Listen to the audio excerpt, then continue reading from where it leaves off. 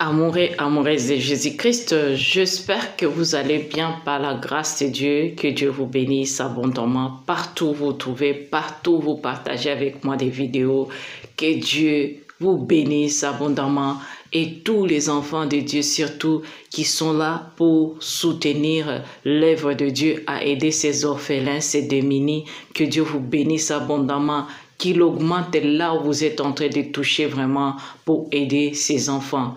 Que Dieu se souvienne de vous avec un cœur vraiment que vous manifestez vis-à-vis de ces enfants. Mais bien-aimés dans le Seigneur, dans cette vidéo, bien-aimés, je vais vous faire écouter cette histoire vraiment qui se passe parce que il y a une retraitée, une femme qui a eu son argent de retraite et elle est tombée sur un pasteur africain parce que cette dame c'est une blanche et elle a été vraiment escroquée par son pasteur. Moi j'appelle les pastons. Et quand on est ici pour vous dire la vérité, pour faire quoi? C'est pour que vous puissiez être vigilants. Parce que ce n'est pas quelqu'un qui porte les casquettes au pasteur, au bishop, au archibishop, au pasteuresse. C'est ce qui est censé te guider dans la volonté de Dieu. Non. Il y a ceux qui sont là avec des casquettes là, des pasteurs, des prophètes, des bishops, des archibishops, des colonels, je ne sais pas de qui. Parce qu'eux, ils ont des titres qui ne sont pas dans les dons ministériels de Dieu. Ce sont eux qui se sont fabriqués leurs dons, leur ministère. Ministère angélique. Tout ça, vous avez déjà écouté tout ça, non? Ministère prophétique. Alors le ministère démoniaque. Venez le ministère démoniaque. Il faut nous dire la vérité que vous êtes des ministères de démoniaques. Parce que vous avez des démons, vous opérez avec les démons. C'est pourquoi vous êtes là seulement pour tromper les enfants de Dieu.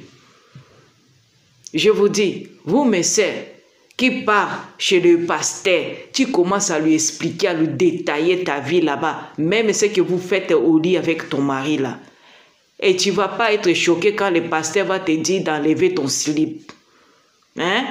C'est toi-même qui lui as donné l'occasion. Alors, vous n'avez pas de servantes de Dieu que vous pouvez aller vers eux et partager vos problèmes. Parce que quand tu vas vers un homme pour te confier des choses comme ça, tu lui donnes l'accès dans ta vie. Tu lui donnes l'accès même à ouvrir tes jambes.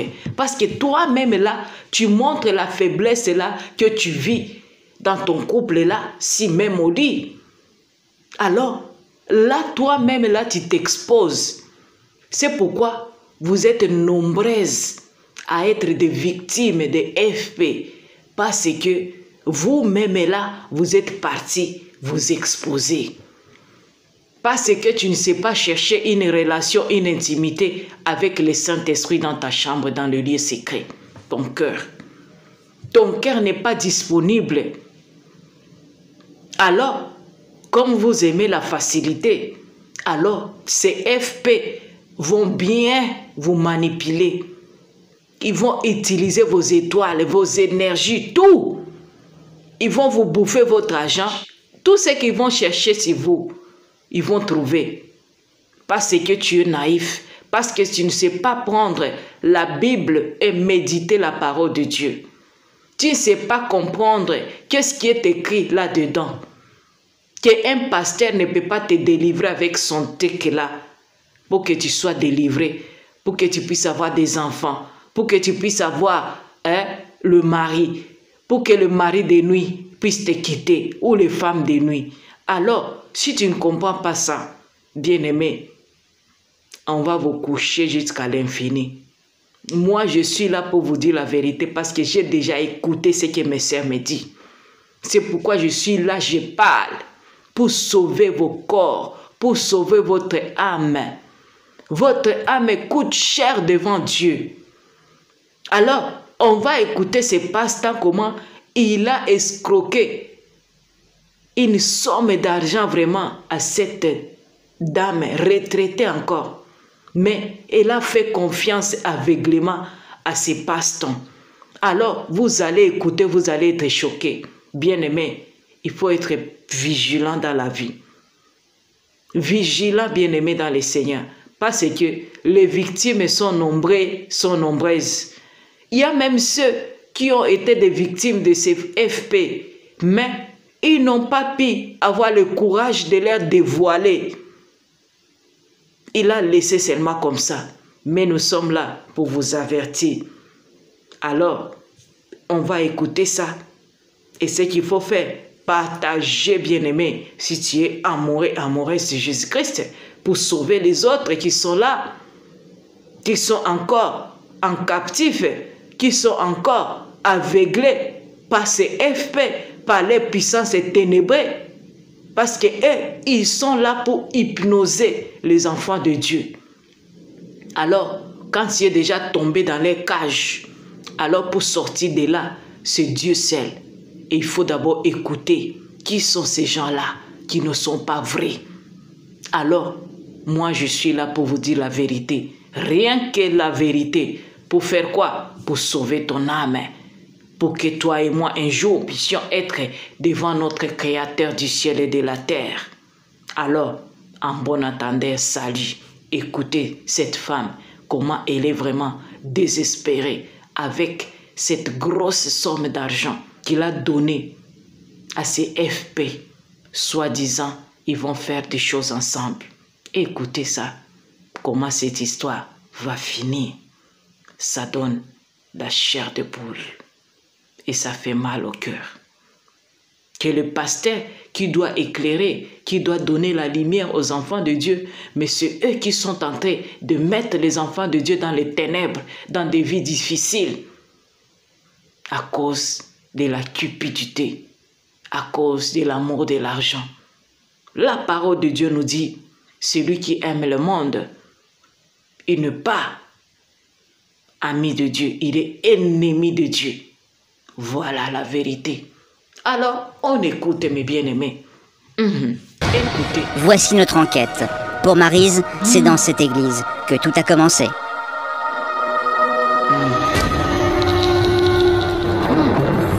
Elle dit avoir rencontré Dieu alors qu'elle traversait une période douloureuse de son existence. C'était il y a 35 ans, en 1973. Depuis, Maryse cultive sa foi. Pas un jour ne s'écoule sans une prière, son rituel quotidien. Je me fais reposer dans de verts pâturages.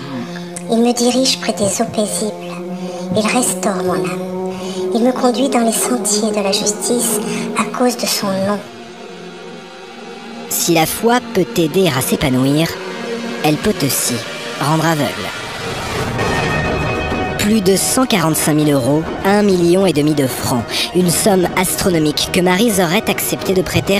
Alors, je pense que tout le monde peut comprendre, quand on est croyant, qu'on puisse faire confiance comme ça à celui qui célèbre l'office chaque dimanche. Mais, qu'est-ce qui a fait que ça ne vous a pas alerté qu'un pasteur, ou ça aurait pu être un curé, ça aurait pu être un rabbin, ça aurait pu être qui vous voulez, vous propose d'aller investir de l'argent dans une coopérative de cacao? Quel est le rapport? Oui, il n'y en a pas. Il n'y a pas de rapport, mais il a dit qu'il connaissait donc quelqu'un à Abidjan, qu'il avait fait une proposition au cas où il connaîtrait des personnes qui voudraient investir. Moi, je pensais que ça pouvait se faire, quoi. Et alors, deuxième point, vous avez besoin d'argent, c'est pour ça que vous vendez la maison. Voilà, et il le savait. Vous avez besoin d'argent, c'est pour ça que vous acceptez de faire cette affaire. Et vous lui faites un cadeau en plus, alors que vous êtes dans le besoin de 20 000 € pour l'évangélisation. Il m'avait dit même pas un mois.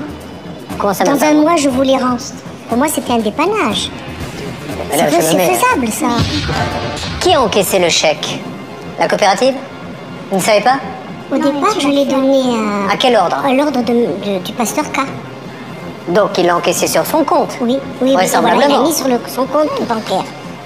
Ça a été pendant quelques instants, en tout cas, l'un des pasteurs les plus riches de ce pays, ça c'est clair. Quand j'ai signé tout ça, il m'a dit il vaut mieux que personne ne sache qu'on va tous les deux en Afrique et puis que vous avez investi. Il vaut mieux que ça se sache pas, ça fera des jalousies, des trucs comme ça, quoi. Il vaut mieux que ça se sache pas. Vous avez parlé à votre fille? Ben non, il m'a dit d'en parler à personne. S'il vous en avait parlé, madame, qu'est-ce que vous lui auriez dit? Ah, j'aurais dit non, il n'est pas question. Pas une somme pareille. Non, sans rien, non. Tout. C'est vrai que c'est gênant pour vous de cette vie maintenant que vous êtes obligé d'avoir. Qu'est-ce que... Ça se fait long. Qu'est-ce qui vous gêne? Vous pouvez pas avoir de vie sociale, vous? Ouais. Qu'est-ce que vous aimeriez faire que vous ne pouvez pas faire?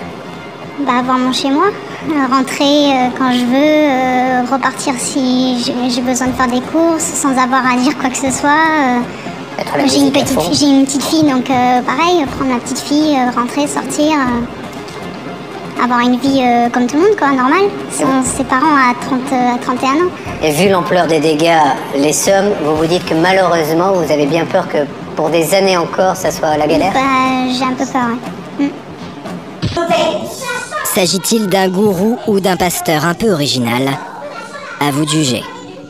Bon, cela dit, attention, on dit un pasteur, nous autres en France, on le rapporte à l'église protestante où les pasteurs sont rémunérés, salariés par un ordre, une réglementation, c'est un culte qui est connu sous cette forme-là. Là, c'est une église évangélique protestante, comme on connaît un grand développement aux États-Unis et qui d'ailleurs est très à la mode en France. C'est quelque chose que je pourrais créer moi-même demain, n'importe qui peut. Ce sont des gens qui ne vivent que bah, par des donations. Demain, je peux me déclarer pasteur, moi aussi, et fonder ma propre église. Et je ne vis que de dons. Donc, qu'un pasteur reçoive des dons, c'est tout à fait habituel. On parle de centaines de millions de dollars aux États-Unis qui sont versés comme ça entre les mains d'un pasteur. Au téléphone, qu'est-ce qu'il vous donne comme explication, mademoiselle? C'est toujours très confus, très compliqué. Parce que parallèlement, apparemment, lui, il aurait fait un investissement au Ghana. Il attendait que cet investissement au Ghana aboutisse pour quelle raison exactement, je ne suis pas très sûre. Pour pouvoir rembourser une partie à ma mère. C'est confus. Il est un peu victime lui-même. Oui, on dirait, c'est ce qu'il dit. Il y a les 145 000, d'accord, je veux être remboursée. Mais il y a aussi cette somme que vous m'avez demandée après, qui devait être donnée tout de suite. Et il y a eu mensonge, parce que ce n'était pas pour l'achat de sacs. Il y a eu mensonge, vous êtes d'accord avec moi? Oh, je suis d'accord. Il y a eu... Bon. Mensonge. C'était pas des sacs. Non. Et chaque fois vous dites, oh, je vais vous les rendre dans 8 jours, dans une semaine, dans 6 mois, etc. Je reconnais je prends la responsabilité d'avoir fait certaines erreurs par rapport à toutes les transactions, mais le problème qui s'appelle... Je vais répondre à nos questions, on n'a rien à faire de ça, nous. Ok. Je veux savoir à l'heure actuelle où sont les 145 000 euros. Où sont-ils? Parce que ça, c'est une somme qui vous a été donnée à vous. Le chèque a été fait à votre nom à vous. Donc, où est l'argent à l'heure actuelle? D'accord. C'est ça que je voulais vous expliquer, mais si... Alors, à leurs dépens, ça me désole. Se faire passer pour un homme de Dieu, s'attaquer une personne qui n'a pas d'argent, faire croire que l'on va construire un orphelinat, là, je crois que tous les records sont battus. Timothée Vienne, notre journaliste qui a signé cette enquête, m'entend-il? Timothée? Je vous entends, Julien, bonsoir. Alors Timothée, merci déjà pour cette enquête très claire. Nous avons besoin, avant de rencontrer maintenant ce monsieur, et l'enjeu est grave, hein. Il y a quand même beaucoup d'argent à récupérer. Y a-t-il d'autres personnes qui auraient, nous mettons ça au conditionnel, pu se faire avoir dans cette, je ne sais pas comment on dit, dans cette paroisse, dans cette communauté ou dans d'autres villes ou pays? Il y aurait d'autres victimes. Nous avons cherché à les contacter. Malheureusement, elles ont toutes, il y en a deux en l'occurrence, elles ont toutes refusé de s'exprimer par peur de représailles, puisque ce monsieur dispose d'un ascendant moral et psychologique très fort sur ses victimes ou sur ses fidèles, appelez-les comme vous voulez. Alors, et que nous mettons ça, effectivement. Timothée, nous mettons ça au conditionnel, mais d'après ce que vous avez pu comprendre, et je répète que c'est au conditionnel, il pourrait y avoir des sortes de menaces, de magie noire, de choses comme ça? C'est ça, on est dans la sorcellerie. Alors on peut y croire ou ne pas y croire, Julien, ça chacun est libre évidemment. En tout cas, ces gens-là y croient et ils auraient constaté dans leur vie quotidienne des choses, des événements qui leur laisseraient penser que le pasteur aurait agi pour que ces événements aient lieu. Dernier point, Timothée, donc quelle est aujourd'hui, à travers les 2 caméras cachées que nous avons pu voir, quelle est l'explication la plus rationnelle de ce monsieur pour expliquer qu'il ne peut pas justement rembourser ces dames? Il dit que l'argent est bloqué, c'est-à-dire que tout l'argent que lui a confié Maryse, pour l'instant, il ne l'a pas dépensé. J'ai envie de dire, si l'argent est bloqué, qu'il le rende. Exactement. Timothée, donc vous trouvez près de cet endroit où ont lieu les réunions? Absolument, on est à moins d'un kilomètre.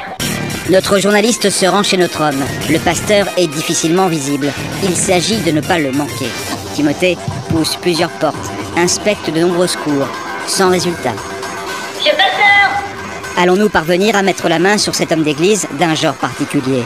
Allons-nous retrouver les 145 000 € de Maryse et Valentine?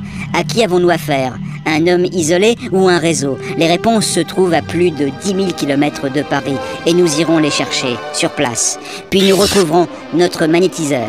Ne m'appelez plus le magnétiseur, s'il vous plaît. Ah bah vous pouvez m'appeler l'animateur hein, si vous voulez. Il aurait mis toute une famille sur la paille et c'est bientôt l'heure des comptes. C'est pas normal, ça c'est sûr. Mais merci ce que vous avez fait, quoi. Qu'est-ce qu'on peut vous faire pour vous remercier, quoi? Cette dame ne vous connaissait pas, elle est arrivée par un intermédiaire, vous avez couché avec elle, vous avez pris un chèque que vous avez été donné à une entreprise. Pourquoi vous avez emprunté 50 000 € et quand est-ce que vous les rendez? Sans aucun doute spécial, les nouveaux profiteurs, les pièges à éviter, nos conseils. La suite, dans un instant.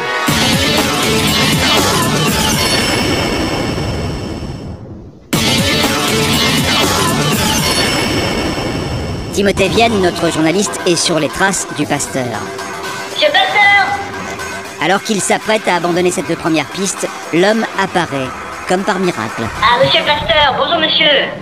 Timothée Vienne, je suis journaliste pour l'émission Sans aucun doute de Julien Courbet. Ravi de faire votre connaissance. On a été contacté par des personnes qui ont eu affaire à vous. Et j'ai Julien Courbet en ligne qui souhaiterait vous parler. Je peux vous le passer, monsieur?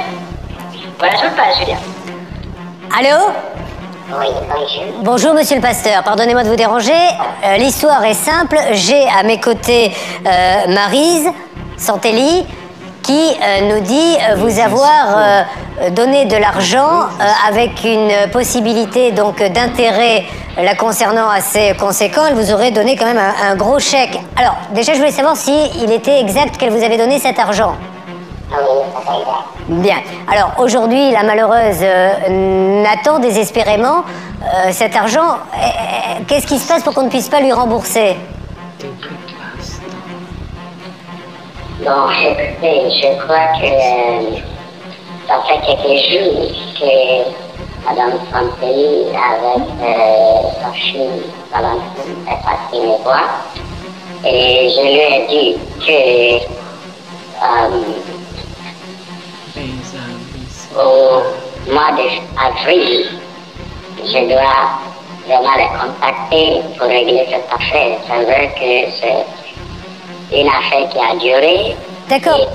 Que vous comptiez la régler, ça, je n'en doute pas, monsieur le pasteur. Je n'ai qu'une question à vous poser. Oui. Où est l'argent, monsieur le pasteur? Je lui ai dit qu'au mois d'avril. Non, ne me dites pas ce que vous lui avez dit. Dites-moi, moi, ce que je voudrais savoir. Où est l'argent actuellement? Est-ce qu'aujourd'hui, c'est le docteur qui a l'argent? Oui. Sur un compte? Oui. Alors, Maître Fellono. Oui. Oui, bonjour monsieur Maître Fellono, je suis avocat, un des avocats de l'émission. Moi, il y a quelque chose qui m'inquiète dans ce que vous me dites. Le chèque de 145 000 €, vous l'avez-vous encaissé sur votre compte? Et c'est vous qui avez donné le chèque en Côte d'Ivoire. Le chèque, vous l'avez fait à l'ordre de qui? Du docteur ou de la coopérative? Non. C'était très simple. Hein? Un transfert, mais Attendez. à l'ordre de qui le transfert, monsieur? Non. C'était très simple. Nous avons mis l'argent sur le compte de la personne et après, moi et Madame Santelli, on est parti à Abidjan. Après le docteur, on est parti dans le bureau de ce monsieur qui a remis l'équivalent dans la main du docteur. Donc, si j'ai bien compris, vous avez donné l'argent à une tierce personne qui, dans le bureau à Abidjan, a remis cet argent directement en main propre au docteur. Oui, c'est-à-dire que Madame Santelli, D'accord. au début, m'a fait Oui, le madame dit que c'est vrai. Je suis un homme d'église. Je n'ai pas l'intention de voler son argent. C'est vrai que ce que j'avais promis dès le départ, je n'ai pas pu. Bien, mais dans ces cas-là, monsieur, je vous crois, vous êtes un homme d'église. Pourquoi avez-vous dit, et je pose d'abord la question à Valentine, et après vous répondrez, monsieur, vous a-t-il demandé de n'en parler à personne? Au départ, oui, quand j'ai investi, il m'a dit vaut mieux que personne ne sache qu'on fait les choses ensemble. C'est pour la bonne cause, c'est pour un orphelinat. Pourquoi vous ne voulez pas qu'elle en parle à qui que ce soit? Un homme d'église est là pour prêcher la bonne parole, au contraire. Non, je crois qu'on n'est pas là pour aller dans ce sens, pour interpréter ce qu'on avait discuté dans un contexte précis. Et aujourd'hui, on va utiliser ça contre moi. Je crois que c'est pas juste. C'est pas juste. Madame Santelli sait bien que je n'étais pas là pour voler son argent. Elle n'en sait rien, monsieur. Elle n'en sait rien. Donc, elle n'en sait rien. Personnellement, je ne connais pas beaucoup de curés, pasteurs qui demandent 140 000 euros à leurs ouailles. Quel est le but? Le but, il est simple, monsieur. Le but, il est simple. Il y a deux solutions. Soit madame, et je vais être très clair, elle met son nez là-dedans et tout le monde va mettre son nez là-dedans, y compris un procureur à un moment donné qui va aller voir les comptes, les relevés de comptes, le fait que vous fassiez transiter de l'argent avec des histoires de cacao, que vous fassiez miroiter des contrats. Combien elle avait le droit? À combien d'intérêts vous lui avez proposé? 125 000 euros d'intérêt, monsieur? En 6 mois? Non. Quoi non? Moi, je n'ai jamais proposé un intérêt. C'est sur le contrat? Non. C'est l'équivalent, ce sont des participations. Monsieur Gou, je n'ai jamais proposé un intérêt à Madame Santelli. On est parti à Abidjan, docteur a fait un papier. Et je crois que ce papier est avec vous. Moi, je l'ai. C'est pas moi qui a écrit ce papier. Mais monsieur, c'est pas grave que ça soit pas vous. C'est vous qui l'avez mis dans ce guêpier. Elle le connaissait, elle, le docteur. C'est vous qui lui avez proposé cette affaire. C'est vous qui êtes en première ligne. Nous sommes en pleine conversation, mais le téléphone coupe soudainement. Nous tentons de rappeler notre journaliste. Rien à faire. Sans aucun doute, Spécial Les Nouveaux Profiteurs continue avec le pasteur qui a pris 145 000 euros. Nous avons pu rétablir la communication. Il est en ligne. Écoutez, il y a deux choses. Soit vous me croyez, soit vous me dites que ce que je dis, c'est pas vrai. Alors, monsieur, vous avez raison. Après tout, et même je vais vous dire, de toute façon, que vous disiez vrai ou faux, quelque part, on s'en moque. Aujourd'hui, il y a deux options qui sont très claires. Première option, on trouve une solution très vite. Autrement dit, vous l'appelez... Écoutez-moi. Vous l'appelez là devant nous, le médecin, vous l'appelez devant nous et vous lui dites, voilà, il y a un problème, il faut rendre l'argent, tu m'as promis de le rendre, sois sympa, maintenant rends-le vite. Je peux vous l'appeler. Première solution. Deuxième solution, on appelle ensemble le procureur, ou alors, comme vous êtes de bonne foi et un homme d'église, vous allez vous rendre à un commissariat avec cette dame pour qu'elle dépose plainte et pour l'aider dans son témoignage, dans sa plainte. Vous allez lui dire, oui, c'est le docteur qui a l'argent, moi-même je me suis fait avoir, et on va ensemble au commissariat déposer la plainte. Et là, elle est tranquille et vous prouverez votre bonne foi. Alors, qu'est-ce qu'on fait? Écoutez, je leur dis que la balle est dans son camp. Moi, je lui ai déjà donné ma proposition que je pars à Abidjan à la fin de mars. Non. Non, monsieur. Ça fait plus d'un an qu'on a des promesses tous les jours. Ça fait plus d'un an que j'ai des textos, que j'ai des emails de votre part avec des promesses, rien au bout. Alors maintenant, les 15 000 que vous devez personnellement. Moi-même, personnellement, j'ai fait 2 investissements en Afrique. Vous avez fait des investissements vous-même et vous attendez votre argent? Effectivement. D'accord. Et puis je vous posais une question, monsieur. Les investissements... D'accord. C'est super clair. Vous avez fait des investissements et on vous a pas payé. Je vous pose juste la question, vous êtes pasteur. Avec quel argent avez-vous fait des investissements, monsieur? Ça n'a rien à voir avec madame. Bien. Mais ça a à voir, monsieur, vous êtes déclaré en France ou pas? Vous payez vos impôts où? Dans quel pays? Est-ce que vous payez vos impôts en France, monsieur? Elle est facile la question, celle-là, hein? Non. Vous les payez pas en France, vous les payez dans quel pays? Je ne paye pas d'impôts parce que je ne travaille pas. Alors, vous n'avez pas d'argent, ça je comprends. Ceux qui n'ont pas d'argent n'ont pas d'impôts. Mais alors, ce que je n'ai jamais vu, et là, c'est un vrai miracle de Dieu, c'est un homme qui n'a pas d'argent et qui arrive à investir en Côte d'Ivoire. Alors ça me bluffe. Les voies du Seigneur sont impénétrables. Monsieur, maintenant on va peut-être arrêter de plaisanter. Hein, on va laisser monsieur le pasteur de côté. Et moi je vais vous parler à vous, monsieur. Je fais un peu le bilan de tout ce qu'on vient de dire. Vous ne payez pas d'impôts, vous faites l'intermédiaire financier sans autorisation, ce qui est un délit. Parce que quand quelqu'un fait l'intermédiaire financier, notamment pour exporter des fonds, il faut une autorisation, il faut être assuré. Vous êtes en situation totalement illégale. Et ça c'est au mieux, parce qu'au pire, vous êtes complice de détournement de fonds pour envoyer en Afrique. Alors monsieur, maintenant, on se parle franchement, soit vous trouvez, avec le docteur, dans la semaine, comment rapatrier l'argent, dont je ne crois pas un instant qu'il soit bloqué à la douane en Côte d'Ivoire. Ça, si vous ne le trouvez pas, tant pis pour vous. Et ne croyez pas que vous allez pouvoir partir sous d'autres cieux, c'est un délit financier. C'est-à-dire, où que vous soyez, Interpol peut vous retrouver. Ça rentre dans le domaine de la police internationale. Bon, monsieur, voilà ce que je vous propose. Est-ce que Timothée Vienne, le journaliste, m'entend? Oui, j'y sens. Voilà, donc il y a encore une fois deux solutions. Vous m'avez proposé aimablement qu'une plainte soit déposée. Je vous repose la question, est-ce que vous êtes d'accord pour aller déposer une plainte contre le docteur en expliquant les tenants et les aboutissants en compagnie de madame, puisque vous êtes dans le même bain tous les deux apparemment. Ça, on peut le faire? Oui, sans problème. Bien, ça c'est une première chose. Deuxième chose, on va essayer d'appeler ensemble maintenant le docteur. Soyez sympa, laissez-lui un message. Je vous dirai quand le bip sonore sera passé, un message suffisamment explicite pour qu'il nous rappelle. Ou qu'il vous rappelle, comme vous êtes en présence de notre journaliste, nous pourrons lui parler. Alors, ne bougez pas, on l'appelle. Veuillez laisser votre message après le bip. Pour réenregistrer votre message, tapez dièse à tout moment. Alors à vous. Pasteur, Oui. vous laissez un message? Vous dites? Allez-y. À qui? Au docteur. Oui, alors docteur, je crois que la situation avec Madame Santelli a tourné à une direction qui n'est pas agréable. Actuellement que je vous parle, il y a la télévision française qui m'interroge parce que Madame Santelli a vu une émission pour faire une enquête.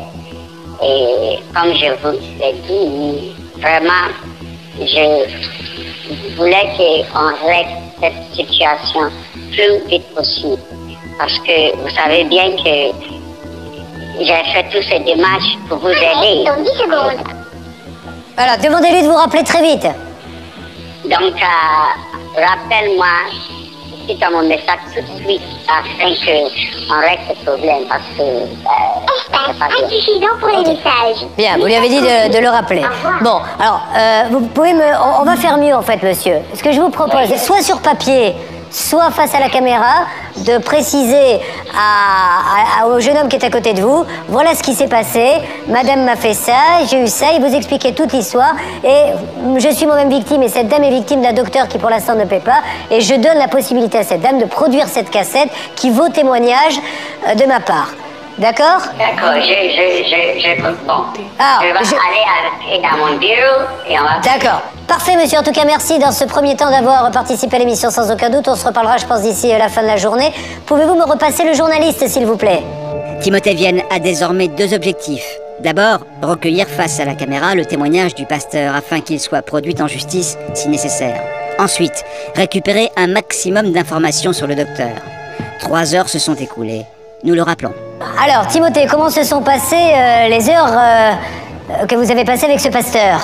Bien, écoutez, nous avons longuement discuté avec lui. D'abord, il a renouvelé son engagement et sa volonté de trouver une issue favorable au litige qui l'oppose à Maryse d'ici la fin de l'année. Et surtout, comme il vous l'avait promis, il s'est engagé à la fois face caméra et par écrit à ce que, si aucune solution n'était trouvée précisément avant la fin de l'année, eh bien, l'enregistrement que nous avons effectué avec lui, Maryse puisse s'en servir devant la justice pour faire valoir ses droits. Il s'est engagé face caméra et par écrit. Merci beaucoup, Timothée. Merci à vous, on ne vous laisse pas tomber, ne vous inquiétez pas. Le pasteur s'est donc repenti, mais l'argent, lui, s'est envolé pour la Côte d'Ivoire. Nous ne pouvons pas laisser Maryse et Valentine dans le dénuement et sans ressources. Nous avons décidé, en urgence, d'envoyer notre journaliste et son équipe en Afrique avec 2 missions. Premièrement, vérifier Honnêtement, je pas le garantie. des soupçons d'escroquerie, des retournements de situation, des profiteurs qui craquent. Puis vous découvrirez l'incroyable combat d'Elisabeth. Cette femme vient de réaliser qu'on lui avait menti. Ça fait plus de 40 ans que je vis sous cette fausse identité. En ligne, nous aurons celle qu'Elisabeth croyait être sa mère. On n'était pas heureuses toutes les deux. Toi aussi, t'as été malheureuse. Il y avait incompatibilité d'humeur. jamais été ma fille. Sans aucun doute spécial, les nouveaux profiteurs. La suite, dans un instant.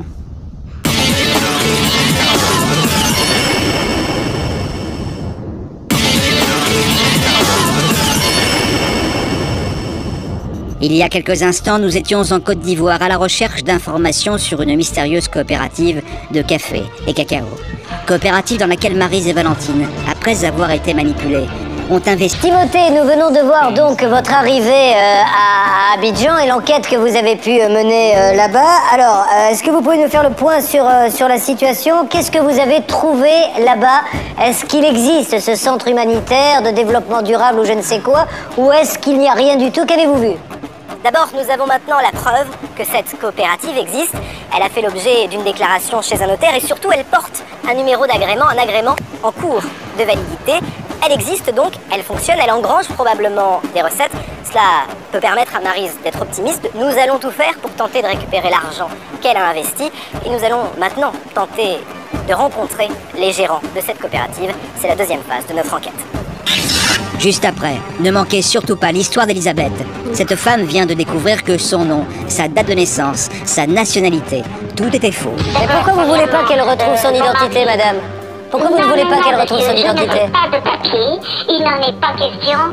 Mais avant cela, nous repartons à la recherche du fameux docteur. Timothée, nous venons donc de voir la deuxième partie de votre enquête sur place en Afrique où vous êtes parti à la recherche de ce fameux docteur dont nous parlons depuis maintenant un bon moment sur TF1. Donc, il y a un organisme là-bas qui va jeter un coup d'œil, voir si le docteur en question tient sa promesse d'ici fin avril et éventuellement par la suite peut-être le réprimander, mais il s'est engagé à la rembourser d'ici fin avril.